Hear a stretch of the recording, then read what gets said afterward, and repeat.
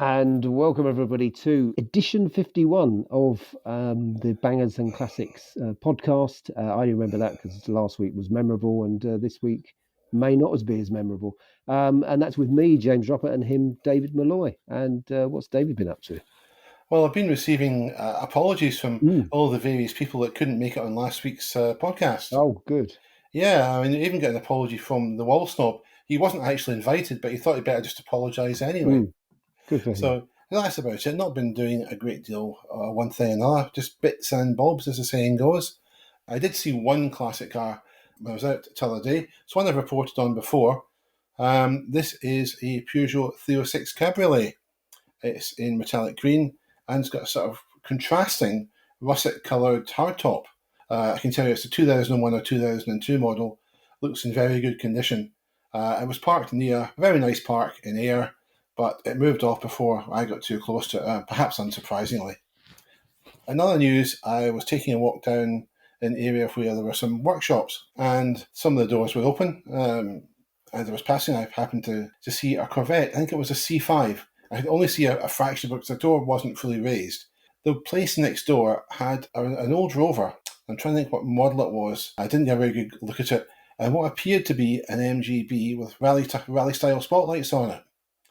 So that's interesting. I'll go back down there and see who's about, maybe have a chat with them someday. Because it's the kind of place, again, you wouldn't expect to find unusual cars. It's a place where there's lots of little garages and workshops, people doing a bit of spray painting, MOTs, that kind of thing. So to find some relatively uncommon cars there, it was a bit of a boon for me, I have to say. Oh, well, that's good. I saw millions of things actually, David. I went out of the county. I went to Essex last week, and I saw lots and lots and lots of things. So I'll just skim over them. I saw a Reliant Robin parked at a jaunty angle by a busy A road, but the people had long gone, and it was a bit like they'd just sort of given up and gone off for a walk or. Yeah, they weren't dressed as Batman and Robin, were they? No, they weren't, David. It was quite surprising. You'll be very excited to hear that I saw a GTV Cabernet, actually, or open top, or whatever it would be. Spider. A spider, yeah, that's it. I was struggling there to get to the right term. It was only a twin spark. I know that you prefer the bigger engine, but I thought that was quite interesting to actually see. Because again, I can't remember the last time I saw one of those, a massive amount of time ago. I saw a Lotus Exige, and I knew it was an Exige because the registration number was like Exige, basically. Um, but it made a very lovely sound, and it had an extremely large wing on the back, so that was quite exciting. And I saw a pickup on a trailer, which wouldn't be that remarkable, but it was one of those American ones. It was a Ford F100, so it was like a mid 60s one, and it had obviously been resprayed recently, and it was slightly tricked up, but those sort of mid 1960s pickups were just wonderful things. They were tiny, really, compared to the behemoths that you have now, and that was quite entertaining. So either someone's just had it restored or just bought it, or were delivering it, but that looked like a very, very nice vehicle. But I'll sort of stop there because there was lots of other things, and I should save them up because just in case I don't see anything at all next week. You can always send them to me. I can do, but those were all the Essex sightings, so that was quite good fun. What? No white XR3i cabriolets? No, it wasn't. Oh, things have changed. That's right. But I also, because I went to a sort of a motor trade thing, I spoke to a man who's a friend of a friend, but he's very into Formula Ford. He's quite an old bloke, but he used to beat Johnny Herbert on a regular basis in a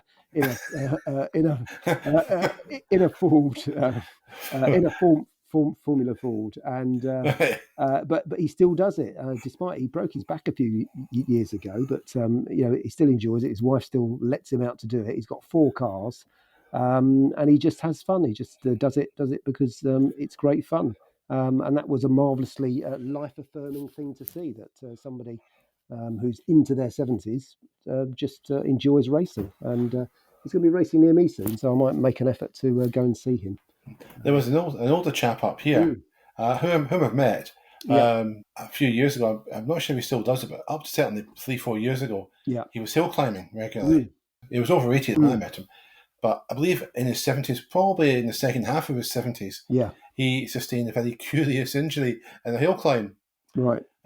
He and some of the other guys, after the hill climb was finished, were at the top of the course, and someone procured a kid's toy tractor. Mm, So they all took turns going down the hill climb course in this toy tractor. yeah. And he was trying to beat the fastest time, lost control, and ended up going down the embankment. I had to be taken to hospital, where I believe the nurses had a right good laugh at the Yeah. story. But good, good luck to him. That's what I like to see. Yeah. Absolutely. I think I've got some photographs of him driving his car. It was a hill climb car, that is, an Austin Healey Sprite. Mm. I think it was. It was a midget. I couldn't, I'm not sure if it was a Sprite Mark IV or a midget. I can't quite remember, but there's photographs somewhere of him. Don't think I've got any really good ones, unfortunately, No. which is kind of par for the course, let's be honest. Yeah. Well, got to be honest, Gov, got to be honest. So, yeah, any news this week, James? No, I don't think there is any news, apart from the fact that I think we were meaning to sort of mention that BMW, who make minis now, apparently, are going to make, okay, they make modern minis, and that's fine. They can do what they want, but they're actually taking old minis and then putting electric motors in them. The interesting thing is they haven't said how much it's going to cost, so we know it's going to be an awful lot of money because they will have to restore the car as well, and that is not a cheap thing to do. So. But it's also extremely pointless. It's one of the most pointless things I've ever heard about anything. It's just we know my views and your views on this, but once it gets they're sort of doing it to sort of I don't know to sort of goad us really. So they'll say, yeah, classic cars. It's the normal thing to do. It's the normal thing to do to make them go electricity car route, but it isn't. And we've got to call them out about this a lot more. They've got to be told that they should stay away. Go and invent your own, and that's fine. But the old stuff, just leave it alone. It's not. It's not clever. Yeah, It's not, and it isn't the right thing to do. But there you go. I mean, you can argue it from a cost point of view, obviously. Oh yeah, You can argue it from an ecological point of yeah, view. mm. The survey that Polestar carried out a few years Mm. ago Yeah, for new cars, just for new EVs against a new ICE car, and it would be 70,000 mm. miles before an EV reached parity in terms of its environmental damage Mm. with an ICE car, and then it began to become less environmentally unfriendly. Obviously, with one of these cars, you're taking a perfectly functional car, but presumably sticking in all sorts of gubbins, batteries, and motors, particularly the batteries, because we know that's where the real problem is. And it's also an engineering point of view. Mm. When you think about it, I mean, you're changing the weight distribution Mm. of these cars. You're potentially changing the center of gravity. You're potentially changing the driving characteristics completely. What's the point? And now it's time for a first on Bangers and Classics. For this week's Banger or Classic, we are going to feature an EV, well, a hybrid. And that hybrid is the Honda Insight Mark I. And I would love to hear, as I'm sure you would, the views of Mr. Ruppert on it. Thank you very much, David. I really like these. I do remember them at the time. I remember going to a Honda launch for something else where they had one of these, and that's all I drove. Whatever Honda they were launching, I didn't drive, I don't think, or if I did it for 5 minutes. But I spent all my time in this because no one else was driving it. And it was a curiously fascinating little car. In many ways, it did seem that it could possibly be some sort of future. I would assume it never made Honda a bean at all because they didn't sell that many of them, and it was probably an extremely expensive car to make. So it was a loss leader for them, but technically it was quite an interesting car. And if you're going to do batteries, which as we know, it's not the ideal way to go, but this is probably one of the more intelligent things to do. In that the battery never worked on its own; it was always there as an assistant. So it was as if you could switch off the internal combustion engine and then just rely on the battery. It didn't work like that. And actually, the battery did several other things. It did actually act as a starter motor as well. So that was sort of quite clever. I think that probably means that once they're worn out, you need to spend a bit of money sorting one out. It's not going to be easy to do, but I think a technically interesting car, it is probably one of the very best that's ever been made. I would have thought in the last 20, 30 years. If you compare it to that really quite ridiculous, I think the Volkswagen XL1, which was had a silly rattly diesel in it that they were I think did some phenomenal amount to the gallon. But this was a proper sophisticated little car. It was very nice to drive. Um, it was narrower at the back than it was wider at the front. So, and the rear wheels were partially covered, so it was all very swoopy. It was all very dandere looks, and the dashboard was a fascinating thing to behold as well. But it was all very, very appropriate. So, and yeah, it would do 60 odd miles to the gallon very easily on a petrol engine, which would teach a lot of people a lot of things today. So, yeah, I rather liked it. Yeah, it is a bit complicated, but it's a very good piece of Honda engineering. I don't know if you agree with that, David. Oh, I do. Mm, I mean, I don't think the batteries were very sophisticated. I think they were mm, Panasonic units. yeah. They were quite readily available. Mm, In terms of replacing them, I don't think that was a major issue. I mean, it was quite a small battery pack. yeah. Maximum output, the batteries gave, what, 13 horsepower? Yeah. Something Something like that. along. Yeah. You mentioned that it looked a bit like a Dandere car. Mm, Well, to me, the shape has shades of Ed Straker's car in it. yeah. It Yeah, is. particularly in that goldy colour. You see that you often saw them in.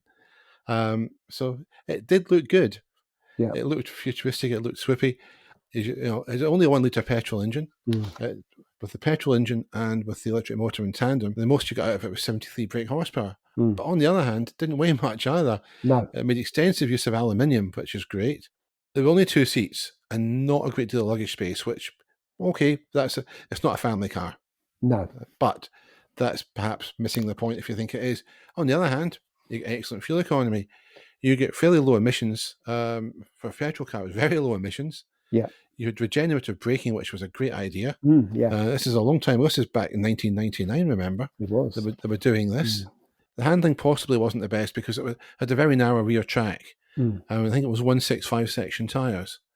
But those are minor issues. Those can be easily rectified and tidied up.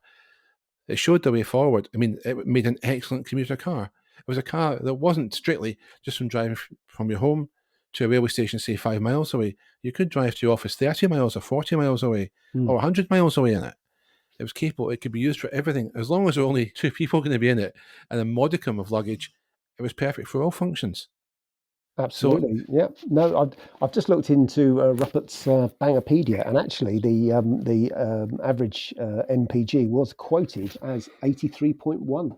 Incredibly. So yeah, you'll find that if you read mm, American publications, you'll find the MPG somewhere in the 70s. But yeah. people keep forgetting this, that the American gallon is less volume Mm, than an imperial gallon, which the rest of the world uses. It's 4.546 litres in an imperial gallon. And, oh, crikey, it's about 13% less than an American gallon.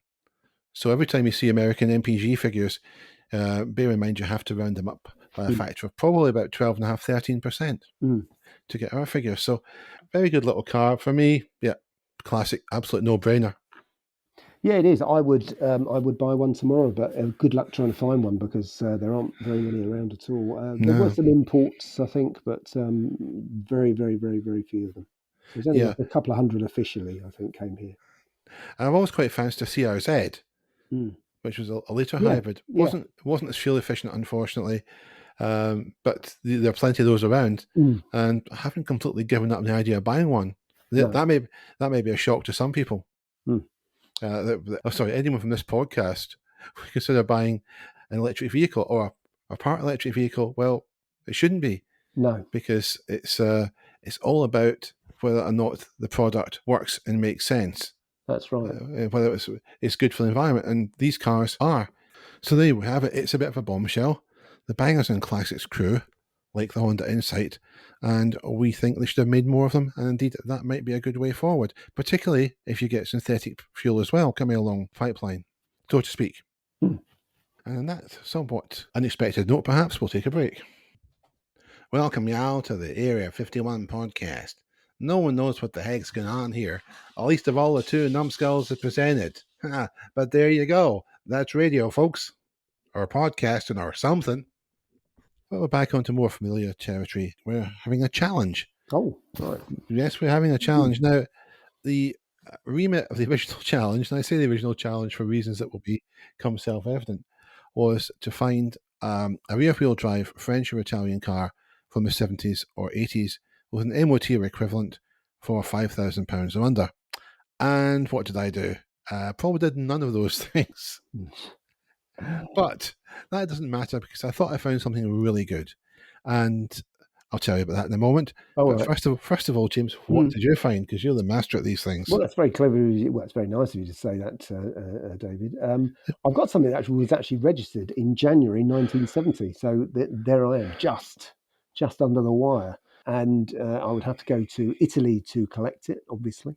Oh. Um, and in the advert, it says it's the Italian for superb, which I think is just superb with an E on the end. And it is, I'd have to go to Rome to collect it, but it does look extremely good. And it's a Fiat 850 Speciale. Mm. And it's a lovely looking thing. It does look as though it's, I mean, the pictures, they've got a ton of pictures here, and it does look as though it's just rolled out of a showroom. And it is rather wonderful. So the obvious thing is to buy a 500. You can get 500s for not very much money. This one, actually, it does seem terribly cheap. There must be some giant catch, maybe, but it's 4,170 of your Great British pounds, and that doesn't seem very much at all to pay for this. But it's in that sort of off-white colour, and it's just extremely pretty. It's got white wall tyres. I'll probably change those when I get it. But apart from that, it does look absolutely superb. It's been looked after as well. There's sort of owners' club decals and little badges actually on the front bumper. So it's obviously been looked after by somebody. Doesn't seem to be any rust, which is always the worry with old Fiats, but it does just look so splendid. It would make my life complete, and it would fit in the garage. I might have to sell something, but yeah, that just an absolutely adorable little car. So that would suit me down to the ground. So I think I've qualified there for everything. But yeah, I would buy that tomorrow. I would quite happily get that. 57,000 kilometres apparently it's done. But you can believe that. But yeah, it's a left-hand drive and two doors, and yeah, it's worth having a look. Yeah, it says it's a stupenda Fiat 850 Ah. Berliner. So yeah, that's how lovely it is. It's stupenda. So yeah, I found a stupenda car that I'm happy with, and you've been teasing me with what you've done, David, but I'd quite like to know where you've ended up and what you've actually bought. Well, you Mm, went for a Maserati Quattroporte a I did. couple of weeks ago, yeah. Did, yeah. Yeah. Well, it's always been said to me that I'm a door short of a saloon. Oh, you in? So I've gone for the Fiat 128 Teleporte.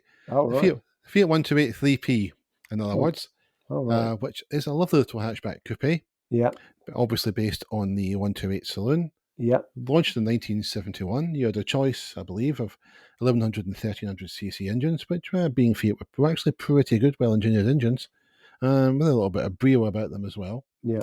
This one I found in Greece. All right. It's only done 35,000 kilometres from new, it says. It says it was registered in 1979, but since production ended in 78, this must have been, obviously registered a few months after production ended. Yeah. So it's probably been sitting in a dealer's forecourt. But it said to have had one owner Mm, from new until 2017. yeah, So that's pretty impressive. It's white with the 1100cc engine. It's got black striping and 128 sport decals. The seats have somewhat colourful centre sections. They're quite wide centre sections as well. Think deck chair seats, and you're not far off it. Nice looking white paintwork, as I've said. Looks very fresh. Under bonnet could do with a bit of a clean up, as could the interior. Just a valley would probably mm, do it. It's not doesn't look to require anything in the way of major work, and it is said that it all works perfectly. It's €7,500, right. £6,300. There's only 14 of these cars Mm, on the road in Britain. That's all that's left of them. You could bring one over, a very handsome one, a very low mileage one by all accounts, and I would hope the seller would have the documentation to evidence that. And you could drive around in your little left-hand drive Fiat, obviously making sure it's suitably rust-proofed because you wouldn't want this to go no. crusty on you. Mm, And look, $1 million for not a vast amount of money. No. And certainly, yeah. Other thing is, of course, it's front wheel drive. It's not rear wheel drive. So Oh, right, yeah. yeah, I feel dismally on the price, and I feel dismally on the rear wheel drive. But to heck with it. I've always liked these. I really have since I was a kid. I remember seeing the 128 3P and thinking that's a nice looking car, and nothing in all the years since has made me change my mind about that. So there we go. That's my selection for this week's challenge. It breaks the rules, but you know what? Sometimes they're there to be broken. Oh, okay. You can let me off with that one. Well, I can do. I mean, I've got about £1,000, haven't I, that I've saved on mine, even though I've got to drive it back from Italy. So you can have that. So Yeah, but we've still got to pay import duties and stuff as well, of course. yeah, there will be some, but it depends these days. I don't know. On the really old stuff, they don't over 25 years old. I think you don't. Well, I didn't. I haven't paid anything in the last few years, but the rules Yeah, may but have changed. you've here, but I think since we left the EU, though, that's the thing. Well, I do buy stuff from Europe, but they're not cars. And it's a very confusing issue at the moment. They sort of make it up as they go along at the moment. So yeah, if anybody for business purposes imports stuff, they'll know that it varies every time you do it. Yeah. There's no consistency. And read the website. If you're buying something abroad, and I found this out recently, I bought something for the EV from a company in Germany. Yeah. And I had to pay import duty on it. Mm. And then I read the website a few months later. Hang on, they pay the import duty on it. Mm. So the courier had wrongly charged me something like £50. So the good news is I'm getting it back. But why pay it in the first place if we don't have to? Read the small print, check it out, and just be sure what you're doing. Yeah. Because at the end of the day, it's your dosh and better in your pocket than in some governments. Let's be honest. They're only going to waste it. Having done the challenge, one thing left to do this week. It's a kind of shorter podcast this week we're doing. We're going back to the danger zone. All right. We're taking the highway right into it. And what we found there this week, lurking in the shadows, was a Fiat Uno. And there were just 181 Unos left on UK roads as at the last official figures. And those are the cars that are licensed with the DVLA. Obviously, there were others and so on, but 181. When you consider how many Unos there were at one time, again, that's a massive drop-off. Can you give us any reasons, James, why it would be a good thing to stop that, to arrest the decline by buying a Uno and cherishing it? The Uno is a very wonderful little car. I mean, it was up against sort of Golfs and stuff back in the day. Mrs. Bangonomics had one at a garage she worked at. It was her company car, so it was a sort of part exchange that came in, and it was a nice little square thing. It was fun to drive. It was really good. And also, I think in 1989, with the car magazine, they were doing the Rover 200 was coming out, so that was what it was up against. So we had a Rover 200, a Renault 19, an Astra, a Ford Escorty thing, and an Uno. By far the nicest to drive out of all of them. You sure it's not the Tipo you're thinking of there? No, or it could have been, but I can't remember now. Because the Tipo looked like a bigger Uno. Yeah. It came along been, 89. yeah, you may be right, but I don't know. I get very confused about that because I think we had the Uno, and also I remember driving that.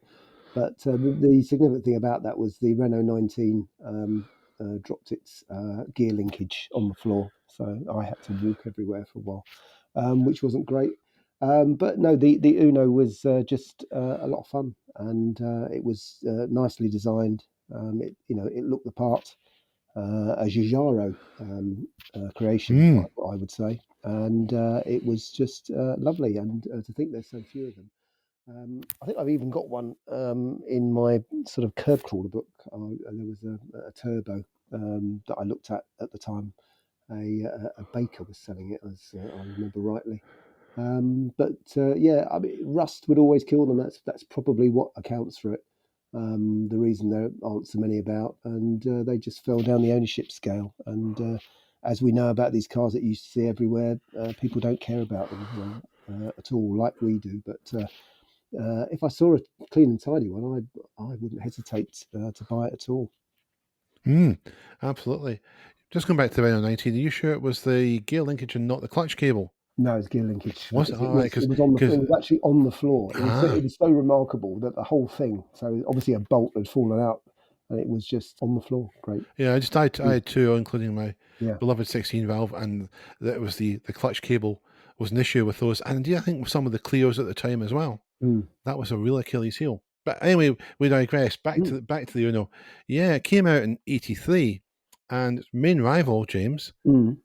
because it was just launched within a few months of it, was the Peugeot 205. Mm. And which car won the European Car of the Year 1984 award? It was the Uno. Yeah. It beat the 205 to it. That's how good it was. In fact, so good was it that between '83 and I think the end of production in Italy in '95, the Italians made about 6 million of these things. Goodness me. Yeah, Fiat would love to have those sort of numbers nowadays, let me tell you. As you say, it's a Giugiaro design. It contains some styling cues from the Lancia Mega Gamma prototype of, I think, '78, which was also by Giugiaro. And some of those cues made their way into the final design of the Uno. Good looking little car. The proportions were right, the angles were right. It just was the right product for the right time. Good range of engines. And of course, you had the turbos. You had the first series turbo, which I think had 105 horsepower or so. And the second series was 116. And yeah, they were a bit wild and woolly, but they didn't have shift. Let me assure you that they were pretty quick little things back in the day. So you covered everything. You'd 3 doors and 5 doors. You had a sporty model as well, and it was stylish. What's not to like? And again, well, the other thing, of course, was the prices. They weren't ridiculous. They were very competitively priced, so they sold well. As a modern classic, they've still got a lot of style. They've got typical Italian brio. They feel good to drive because they are good to drive.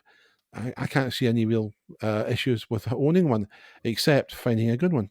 And once if you get a good one, and for pity's sake, please do look after it, because there aren't too many of these left, and they really do deserve to be cherished.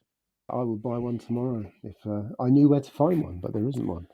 No, very, very hard to find. And Anyway, as you say, they're going to be in a bit of a state as well, probably. That's the other thing. some of them will, yeah, but this is the thing that obviously perhaps there were some in Sawn, maybe partially restored. There may be some to be found in barns that were put there in early 1990s, perhaps by someone, and just left untouched since. There's got to be some decent ones out there somewhere. And I think that's all for this week's podcast, James, unless you've got anything else for us. No, I think we're going to go to Italy, aren't we, to go and buy some cars, because it's been a very Italian flavoured podcast, really. Yeah, it's the Italian job mark too. Very much so. This time we're not nicking their gold, we're taking their cars. We're going to go and take all their cars. Yeah, we're going to take a transporter. Yeah, and not have a Austin Cambridge on it. No. A rusty Austin Cambridge. Yeah, they can keep the Austin Cambridge, and we'll take the Unos, etc. How does that sound? No, that's a good deal. Right. Okay. Well, see you in the Stelvio Pass then. Yeah, I'll see you there, David. And obviously in a pretty car. Paid for? I hope so. And that note, cheerio. Yeah, bye, everybody.